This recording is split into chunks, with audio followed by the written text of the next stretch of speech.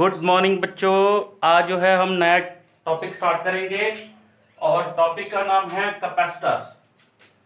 देखिए कैपेसिटर्स क्या होते हैं ये हमने समझना है, फिर हम समझेंगे कि इनकी हमें ज़रूरत क्यों है, why we have need of capacitors. ठीक है, फिर उसके बाद पढ़ेंगे हम कि ये कैपेसिटेंस क्या होता है, कुछ ऐसे ही टॉपिक पढ़ेंगे। तो पहले इसको समझना है कैपेसिटर क्या है। These are the devices which stores electrical energy in the form of electrical charge। ये जो हमारे पास कैपेसिटर हैं एक्चुअल में ये चार्ज स्टोर करते हैं। ठीक है, चार्ज स्टोर करते हैं जिसको बोलते हैं हम इलेक्ट्रिकल चार्ज स्टोर करते हैं। ठीक है, और इन्हीं से हमें इलेक्ट्रिकल एनर्जी मिलती है। और ये जो इलेक्ट्रिकल एनर्जी होती है, कुछ ऐसे डिवाइसेस हैं जिनको ऑन दी स्पॉट बहुत ज्यादा एनर्जी चाहिए स्टार्ट होने के लिए, उनके लिए हमें चाहिए होती है। और फिर ये कैपेसिटर उनको क्या करते हैं, उस डिवाइस को स्टार्ट करने के लिए, उन डिवाइसेस को स्टार्ट करने के लिए ये एनर्जी देते हैं, ये एनर्जी प्रोवाइड करते हैं। तो हमारे पास ऐसे कुछ डिवाइसेस हैं जो हमारे पास क्या करते हैं, वो एनर्जी लेते हैं। ठीक है, इतनी ज्यादा एनर्जी लेते हैं और फिर वो जाके स्टार्ट होते हैं। देखिए हमारे पास अगर हम बात करें तो हमारे पास एग्जांपल है, वी हैव, ऐसे लिख सकते हैं, some electrical devices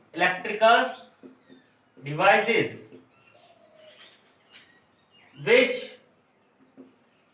require very large value of current from 25 to 50 ampere. इतनी वैल्यू चाहिए करंट की टू स्टार्ट। ठीक है,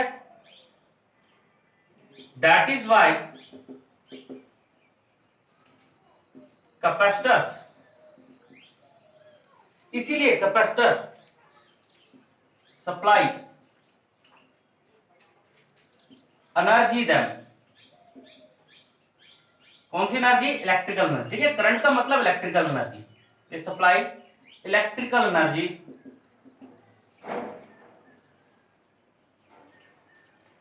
उनको इलेक्ट्रिकल एनर्जी सप्लाई करते हैं टू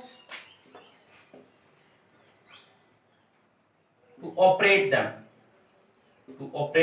देम, उनको चलने के लिए इलेक्ट्रिकल एनर्जी सप्लाई करते हैं। देखिए कुछ इलेक्ट्रिकल डिवाइसेस है, फॉर एग्जांपल इसमें क्या है आप देख सकते हैं, जो फैन होता है, मैं आपको अभी बताता हूं। फैन है, ठीक है, मोटर है, घरों में जो मोटर होती है वो भी किसकी मदद से चलती है, चलने के लिए चाहिए होती है। जब एक बार स्टार्ट होने के लिए, जब वो स्टार्ट हो जाती है उसके बाद वो आहिस्ता आहिस्ता थोड़ी थोड़ी एनर्जी से चलने पड़ती है, लेकिन स्टार्ट होने के लिए टू ओवरकम जो हम उसके बीच में फ्रिक्शन होता है जिसको हम बोलते हैं static friction, to overcome static friction. क्योंकि कोई चीज पहले खड़ी है उसको स्टार्ट करना मुश्किल होता है, तो किसी भी चीज को स्टार्ट करने के लिए बहुत ज्यादा एनर्जी चाहिए होती है। ठीक है, लेकिन कुछ ऐसी चीजें होती हैं जिनको एक्स्ट्रा एनर्जी चाहिए होती है। एनर्जी तो चाहिए, बहुत सारी चीजें जिनको स्टार्ट करने के लिए एनर्जी चाहिए, लेकिन कुछ ऐसी चीजें हैं जैसे फैन है, मोटर है, फ्लैश ऑफ DSLR कैमरा, देखिए बजती ना एकदम से, ऐसे करके बजती है, आंखों को रोशनी आ जाती है। ठीक है, ऑन द स्पॉट बजती है आंखों में और हमारी आंखें बंद हो जाती हैं, बहुत ज्यादा फ्लैश होती है। तो वो जो फ्लैश के लिए भी हमें क्या चाहिए होता है, कैपेसिटर, उसके बीच में स्टोर होते हैं, एनर्जी करते हैं स्टोर और उसको सप्लाई कर देते हैं। अब बात आती है कि कैपेसिटर ही क्यों, हमारे पास बैटरी भी तो होती है, वो भी तो एनर्जी सप्लाई करती है, बैटरी भी एनर्जी सप्लाई करती है, कैपेसिटर्स भी एनर्जी सप्लाई करते हैं। फिर इनके बीच में डिफरेंस क्यों है, क्या डिफरेंस है? एनर्जी तो दोनों सप्लाई करते हैं, लेकिन इसकी रेंज आप देखते हैं 1.5 एम्पेयर तक होती है और इसकी रेंज 25 से 50 एम्पेयर होती है। एक डिफरेंस इनके बीच में आ गया। दूसरा, इसको आप ऐसे लिख सकते हैं 2 एम्पेयर तक, ज्यादा रेंज नहीं होती इसकी। तो दूसरा डिफरेंस ये होता है, ये क्या करता है, it supply electrical energy with slow rate, with slow rate, जो इसकी रफ्तार होती है, ठीक है, वो क्या करता है, बड़ी आहिस्ता से होती है, स्लोली सप्लाई करता है। बट यहां पे it supplies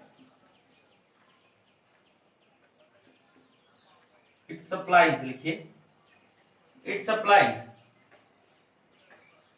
energy instantly. Instantly का मतलब ऑन द स्पॉट, जब जरूरत है तभी सप्लाई करते हैं, फिर उसके बाद अपना काम करना बंद कर देते हैं। On the spot energy supply करते हैं। तो कैपेसिटर की इसलिए जरूरत होती है, एक्चुअल में ये भी कंडक्टर हैं, दीज आर द कंडक्टर्स। आप इसकी दूसरी डेफिनेशन लिखना चाहते हैं कैपेसिटर्स की, तो आप यहां पे लिख सकते हैं, सिंपल भाषा में लिखना चाहते हैं, these are capacitors, these are the device, these are the devices which store charge, electrical charge, which store electrical charge, जो बहुत ज्यादा इलेक्ट्रिकल चार्ज, बहुत ज्यादा अमाउंट में इलेक्ट्रिकल चार्ज स्टोर करते हैं। तो देखिए चार्ज स्टोर करने से एनर्जी कैसे सप्लाई होगी, ये भी बहुत इंपॉर्टेंट जो है समझना जरूरी है आपके लिए, कि अगर चार्ज स्टोर किया एनर्जी कैसे स्टार्ट हुई। देखिए W जो होता है वर्क डन होता है, work done means energy, energy किसके, वर्क डन किसके बराबर, charge V into Q, V into Q के बराबर है। चलिए इसको और सिंपल तरीके से बताते हैं, हमारे पास बहुत सिंपल तरीके हैं, अभी देखते जाइए आप। आपने पढ़ा है as V is equal to electric potential work done per unit. अब देखिए हमने क्या कर रहे थे, हम C इज इक्वल टू, ये हमने पढ़ा था, sorry, V is equal to work done per unit charge, ठीक है। तो W किसके बराबर हुआ, V इंटू क्यू के बराबर, और W किसके बराबर होता है, एनर्जी के, V इंटू क्यू के बराबर। तो ये आ गया हमारे पास एनर्जी। तो इसका मतलब more the charge more the energy, ठीक है, जितना ज्यादा चार्ज उतनी ज्यादा एनर्जी। तो अब हम जो नेक्स्ट टॉपिक पढ़ने जा रहे हैं, इतना याद रखना है कि चार्ज जो है वो एनर्जी के ऊपर डिपेंड करता है। और इसके बाद हम पढ़ने जाएंगे कि हमारे पास नेक्स्ट टर्म जो आती है कि हमें चार्ज को स्टोर करने की जरूरत क्या है, ये मैंने आपको बता दी कि जितना ज्यादा चार्ज होगा उतनी ज्यादा एनर्जी होगी, ठीक है। और उसके बाद हमारे पास नेक्स्ट आता है कि how much charge we can give to a conductor, how much charge a conductor can hold, एक कंडक्टर कितना चार्ज होल्ड कर सकता है, how much charge a conductor can hold, कितना होल्ड कर सकता है, ये क्वेश्चन आपने ध्यान से समझना है, ठीक है। सपोज करिए हमारे पास एक कंडक्टर है और उसको हमने चार्ज करते जा रहे हैं, चार्ज करते जा रहे हैं, फुली चार्ज कर रहे हैं, पॉजिटिव चार्ज दिया, जिसका रेडियस हम ले लेते हैं r है, हम पॉजिटिव चार्ज सप्लाई करते जा रहे हैं। और पॉजिटिव चार्ज ये देखिए ऐसे,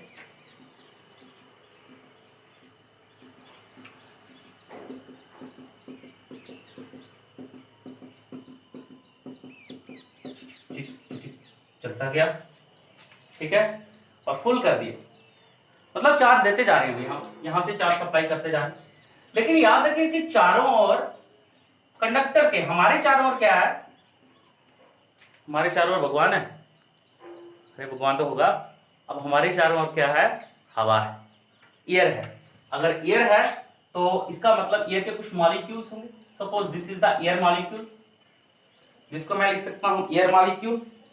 अब ये जो एयर मॉलिक्यूल है, मैं इसको सप्लाई कर रहा हूं चार्ज, ठीक है। चार्ज सप्लाई करने से क्या होगा, आप पढ़ चुके हैं, चार्ज सप्लाई करने से इलेक्ट्रिक फील्ड बढ़ेगी। पहले इलेक्ट्रिक फील्ड इतनी थी, अब इतनी थी, अब इतनी है, और अब इतनी है, ठीक है, मतलब इलेक्ट्रिक फील्ड बढ़ती जा रही है। अब अगर इलेक्ट्रिक फील्ड बढ़ती जा रही है, तो इलेक्ट्रिक फील्ड बढ़ रही है, तो हमने एक फार्मूला इलेक्ट्रिक फील्ड का और भी पढ़ा है, electric field is equal to force per unit charge, तो F किसके बराबर होगा, E इंटू क्यू के बराबर। जितना ज्यादा चार्ज उतना ज्यादा फोर्स, जितना ज्यादा इलेक्ट्रिक फील्ड उतना ज्यादा फोर्स। इलेक्ट्रिक फील्ड बढ़ने से फोर्स भी बढ़ता है। कौन सा force, electric force, electric field के द्वारा। तो अब हमारा इलेक्ट्रोस्टैटिक फोर्स आप जिसको बोल सकते हो। तो यहां पे हमने एक फार्मूला याद रखना है, स्वागत से करेंगे सबका स्वागत। अरे मैं गाना नहीं गा रहा हूं, बता रहा हूं फार्मूला का, SEWG। देखिए स्वैग का फार्मूला, स्वैग स्वैग आजकल बच्चों को ये याद है, जल्दी याद होगा। SWEG होता है, लेकिन मैंने E पहले रख दिया। इससे क्या है, आपको ना नेचर में कितने स्ट्रांग फोर्स हैं, कितने वीक फोर्स हैं, 4 ही प्रकार के फोर्स होते हैं मेन। एक है हमारे पास strong nuclear force, nuclear force, ठीक है, electrostatic force, weak nuclear force और ग्रेविटेशनल फोर्स। तो याद रखिए, सबसे स्ट्रांग न्यूक्लियर फोर्स, फिर इलेक्ट्रोस्टैटिक फोर्स, फिर वीक न्यूक्लियर फोर्स और ग्रेविटेशनल फोर्स। तो न्यूक्लियर फोर्स बहुत स्ट्रांग होता है। अगर ये इसके चारों ओर गैस है, एयर है, तो इस एयर के कुछ मॉलिक्यूल्स होंगे, एयर के कुछ गैस मॉलिक्यूल्स होंगे, और वो जो मॉलिक्यूल होंगे, hydrogen, helium, nitrogen, oxygen, carbon, कुछ भी हो सकता है, तो चारों ओर से होंगे, कंडक्टर के चारों ओर होंगे। ध्यान से समझिए मेरी बात को। और हमने क्वेश्चन क्या करना है, हम एक चार्ज कितना कंडक्टर होल्ड कर सकता है। हम यहां से इसको चार्ज लगातार देते जा रहे हैं, उसकी इलेक्ट्रिक फील्ड लगातार बढ़ती जा रही है, बढ़ती जा रही है, इलेक्ट्रिक फील्ड बढ़ती जा रही है। चार्ज देते जा रहे हैं, इलेक्ट्रिक फील्ड बढ़ती जा रही है, चार्ज देते जा रहे हैं, इलेक्ट्रिक फील्ड बढ़ती जा रही है। ओके, फिर क्या हुआ, हमने क्या किया, यहां पे ये जो हमारे पास गैस मॉलिक्यूल है, इसका न्यूक्लियर फोर्स की एक लिमिट है, और वो न्यूक्लियर फोर्स की हमने बता दिया, क्योंकि सपोज करिए वो है 50 न्यूटन। तो हमने जैसे जैसे चार्ज बढ़ाते जा रहे हैं, जो फोर्स, इलेक्ट्रिक फील्ड बढ़ रही है, और अगर इलेक्ट्रिक फील्ड बढ़ रही है तो फोर्स भी बढ़ता जा रहा है, और जो फोर्स है, और वो फोर्स क्या है बच्चे देखना। तो हम पहले था सपोज 20, फिर 30, कौन सा फोर्स, इलेक्ट्रिक फील्ड की वजह से। किसके ऊपर, इलेक्ट्रॉन के ऊपर। कौन से इलेक्ट्रॉन के ऊपर, वैलेंस शेल के इलेक्ट्रॉन के ऊपर। अंदर वाले नहीं भाई, अंदर वाले नहीं, वैलेंस शेल के, जो आउटर मोस्ट शेल में, आउटर मोस्ट शेल के इलेक्ट्रॉन, ये वाले, इनके ऊपर फोर्स लगती जा रही है। ओके, एक तो चल रही है न्यूक्लियर फोर्स, Fn लिख रहा हूं मैं, ये वाली, और ये कितनी है, 50 न्यूटन है, बता दिया है मैंने। और ये कितनी ले रही है हमने, पहले 20, फिर 30, क्योंकि इलेक्ट्रिक फील्ड बढ़ रही है, तो आपको पता है इलेक्ट्रिक फील्ड बढ़ने से फोर्स भी बढ़ती जा रही है। तो फोर्स बढ़ती जा रही है, तो हमारे पास क्या हो रहा है, इलेक्ट्रिक फील्ड फोर्स बढ़ रही है, तो ये वाली force due to electric field. 20, फिर 30, फिर 40, और लास्ट में 50। जैसे ही 50 न्यूटन हुई, इलेक्ट्रॉन जो है टेंशन में आ गया, वैलेंस शेल के इलेक्ट्रॉन है। अब मैंने क्या किया, और हम चार्ज कहां सप्लाई कर रहे हैं, इधर। जैसे प्रोसेस को ध्यान समझिएगा, चार्ज इधर सप्लाई कर रहे हैं, चार्ज बढ़ने से इलेक्ट्रिक फील्ड बढ़ रही है, इलेक्ट्रिक फील्ड बढ़ने से फोर्स बढ़ रहा है। फोर्स कौन सा बढ़ रहा है, इलेक्ट्रिक फील्ड की वजह से। किसके ऊपर बढ़ रहा है, इलेक्ट्रॉन के ऊपर। किसके इलेक्ट्रॉन के ऊपर, गैस के इलेक्ट्रॉन के ऊपर, ठीक है। जो भी एयर के मॉलिक्यूल हैं उनके इलेक्ट्रॉन जो वैलेंस शेल के हैं। एक टाइम आएगा, फिर से हमने चार्ज दिया, पॉजिटिव चार्ज हम सप्लाई कर रहे हैं, फिर से चार्ज बढ़ाया, सपोज फोर्स होगी 51 न्यूटन। तो इसकी फोर्स कितनी थी, न्यूक्लियस की, 50 न्यूटन। अब इलेक्ट्रॉन को ये अपनी तरफ खींच रहा था, अब इलेक्ट्रॉन इस गैस मॉलिक्यूल से बाहर आ गए, गैस मॉलिक्यूल से बाहर इलेक्ट्रॉन आ गए, सपोज इसकी वजह से 1 कूलम का चार्ज बढ़ गया, 1 कूलम का। लेकिन वही चार्ज 1 कूलम का जो इधर से निकला, उतना ही चार्ज तो इधर भी आ रहा है। सपोज पहले 50 न्यूटन 50 कूलम था, अब 1 कूलम ये जो चार्ज दिया, जिसकी वजह से फोर्स बढ़ी, ठीक है। फोर्स बढ़ने से इलेक्ट्रॉन बाहर आया, कितना चार्ज बाहर आए, 1 कूलम के इलेक्ट्रॉन बाहर आए। तो 50 कूलम से प्लस 1 कूलम हुआ तो 51 कूलम हो गए। लेकिन ये माइनस इलेक्ट्रॉन बाहर भी आ गए, और माइनस इलेक्ट्रॉन बाहर आए तो वो कितने आए, वो भी 1 कूलम आए। तो फिर 51 माइनस 1 कूलम, ओवरऑल कितना बचा, 50 कूलम। आप ध्यान से समझना बात को। अब मैंने क्या किया, 50 कूलम तक इसकी लिमिट थी, सपोज 50 भी हो सकता है, 100 भी हो सकता है, 2000 भी हो सकता है, जितना भी हो सकता है, लेकिन इसकी एक लिमिट होगी।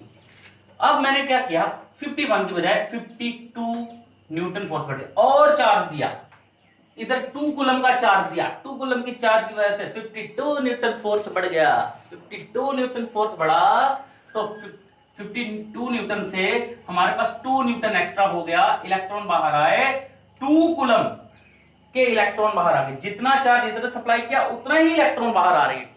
पॉजिटिव चार्ज इधर सप्लाई किया, इलेक्ट्रॉन इधर आ रहे हैं। अरे इधर कहां, इसी के चारों ओर, तो चारों ओर है इसके, इस कंडक्टर के चारों ओर है, ये तो कंडक्टर है भाई, कंडक्टर, ये कंडक्टर है और ये हमारे पास एयर मॉलिक्यूल है। अगर ये 2 कूलम है, अब ये 2 कूलम है, यहां पे 2 कूलम हुआ, 50 कूलम प्लस 2 कूलम हो गया 52 कूलम बच्चे, लेकिन साथ में -2 कूलम भी तो आया, इलेक्ट्रॉन बाहर, तो -2 कूलम। अब भी कितना रह रहा है, 50 कूलम।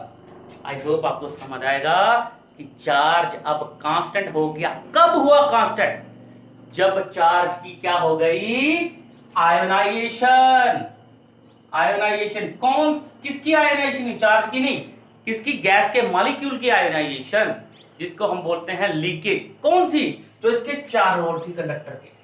तो अब क्वेश्चन ये आता है, एक चार्ज को, अब मैं जल्दी जल्दी रिपीट कराता हूं, हम एक कंडक्टर को चार्ज सप्लाई करते जा रहे, कंडक्टर के चारों ओर एयर मॉलिक्यूल्स हैं, एयर मॉलिक्यूल्स के बीच में वैलेंस शेल में कुछ इलेक्ट्रॉन है, न्यूक्लियर फोर्स ने, उस एयर मॉलिक्यूल के न्यूक्लियर फोर्स ने उनको होल्ड करके रखा है, पकड़ के रखा है। सपोज हमने 50 न्यूटन मान लिया हो, हम चार्ज सप्लाई कर रहे हैं कंडक्टर को, तो उसकी इलेक्ट्रिक फील्ड बढ़ रही है, इलेक्ट्रिक फील्ड पॉजिटिव चार्ज है तो आउटवर्ड बढ़ रही है, मतलब एयर मॉलिक्यूल के ऊपर वो इलेक्ट्रिक फील्ड लग रही है, इलेक्ट्रिक फील्ड लग रही है मतलब फोर्स लग रहा है। तो एयर मॉलिक्यूल के ऊपर 2 फोर्स लग रहे हैं, एक तो न्यूक्लियर फोर्स जो उसके अंदर है, एक उसके ऊपर इलेक्ट्रिक फील्ड की वजह से फोर्स, पहले लगा 20, फिर लगा 30, फिर लगा 40, फिर लगा 50, अरे 50 न्यूटन उसकी लिमिट है। फिर हमने और चार्ज सप्लाई किया, सपोज 1 कूलम चार्ज सप्लाई किया, तो उतनी ही कूलम का 51 न्यूटन हो गया, 50 से 51 न्यूटन हुआ।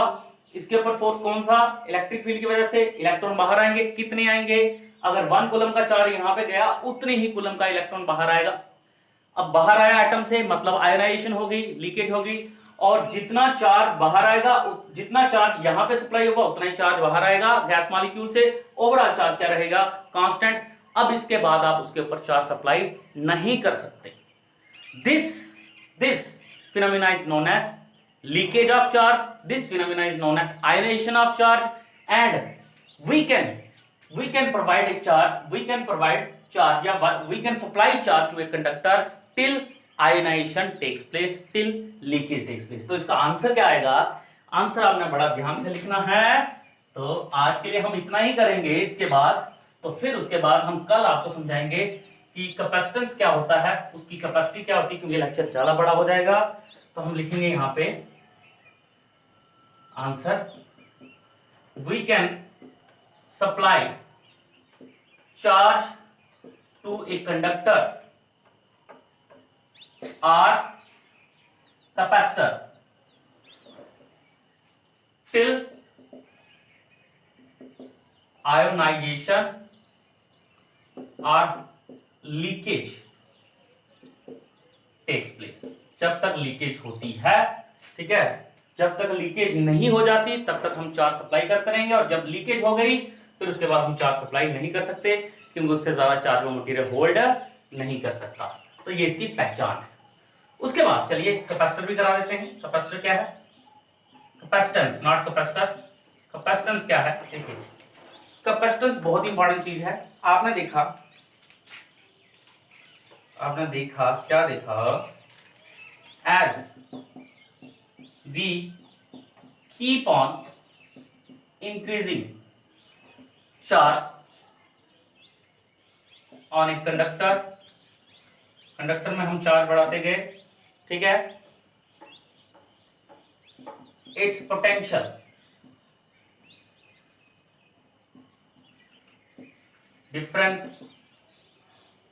or voltage also keep on increasing। मतलब इनका डायरेक्ट रिलेशन है। आपने पढ़ा ना, इलेक्ट्रिक फील्ड बढ़ी क्योंकि चार्ज बढ़ा, वोल्टेज बढ़ी क्योंकि चार्ज बढ़ा, अभी बढ़ा थोड़ी देर पहले, जिसको आप कह सकते हैं कि V इक्वल टू, नहीं पता चल रहा, K Q अपॉन R। तो वोल्टेज चार्ज बढ़ने से वोल्टेज भी बढ़ जाती है अगर K और R कांस्टेंट है। तो यही हमने पढ़ा। ध्यान से समझना इसको। Therefore, Q is directly proportional to V। अरे डायरेक्टली प्रोपोर्शनल के साइन को हटाया तो कांस्टेंट आया C, where C is known as capacitance.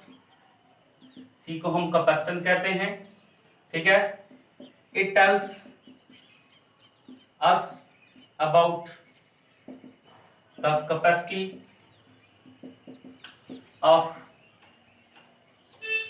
conductor to hold charge. कितना चार्ज हम होल्ड कर सकते हैं कंडक्टर में, उसकी ये कैपेसिटी बताता है। ओके, इसको हम ऐसे भी लिख सकते हैं, और C is equal to Q upon V। याद रखिएगा, बहुत इंपॉर्टेंट रिलेशन है ये, आगे आपके बहुत काम आने वाला है कैपेसिटर्स में। C is equal to Q upon V। इसका ऐसा यूनिट बता देते हैं। ऐसा यूनिट क्या है? हेनरी, सॉरी फैराडे, क्योंकि ये फैराडे ने बताया था।